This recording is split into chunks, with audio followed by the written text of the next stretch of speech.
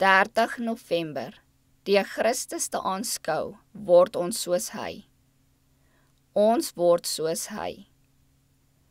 Vader, ek wil dat waar ek is, hulle wat U my gegee het, ook saam met my sal wees, sodat hulle my heerlikheid kan aanskou wat U my gegee het, omdat U my liefgehad het voor die grondlegging van die wêreld. Johannes 17 vers 24.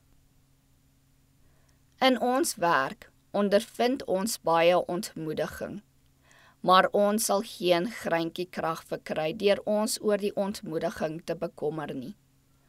Ons word deur aanskoue verander. Waar ons deur die geloof na Jesus kyk, word sy beeld op ons harte ingesny. Ons karakters word verander.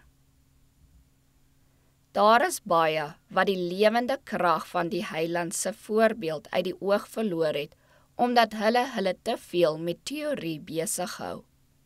Hulle sien hom nie as nederige, selfverlonende werker nie.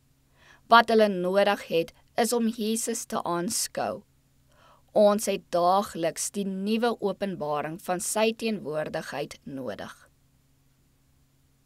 Na mate ons die volmaaktheid van die Heiland se karakter bepeins, sal ons verlang om geheel en al verander en vernuwe te word na die beeld van sy reinheid.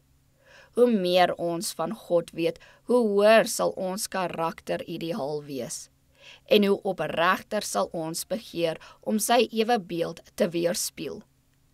Die goddelike element verbind met die menslike, as die siel tot God reik. Na mate mens met die geskiedenis van die Heiland bekend raak, ontdek jy in jouself ernstige tekortkominge. Jy doen die voorkoms, die gesindheid van jou geliefde meester op.